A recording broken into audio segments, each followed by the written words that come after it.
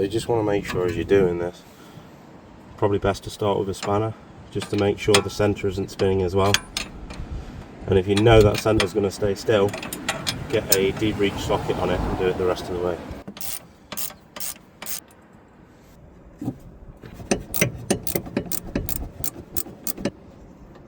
Right, so now what you really want to do is, because you can't just pull this drop link out, you want to try and lever that bar down. So what I say is, if you've got a breaker bar,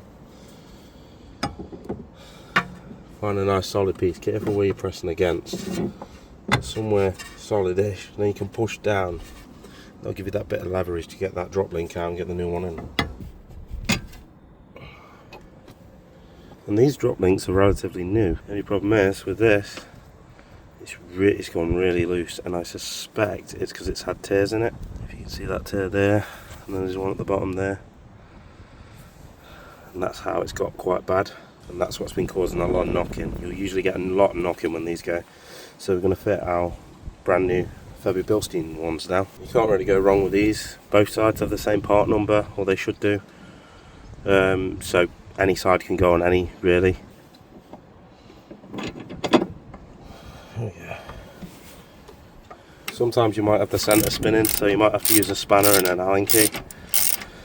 But 9 times out of 10, when they've got so much pressure on them, they tend to stay relatively still.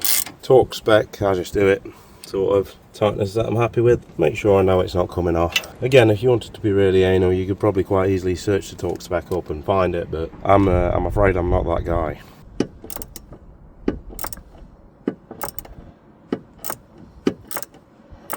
There we go, and then it's basically put your wheel back on, do the other side, rinse and repeat.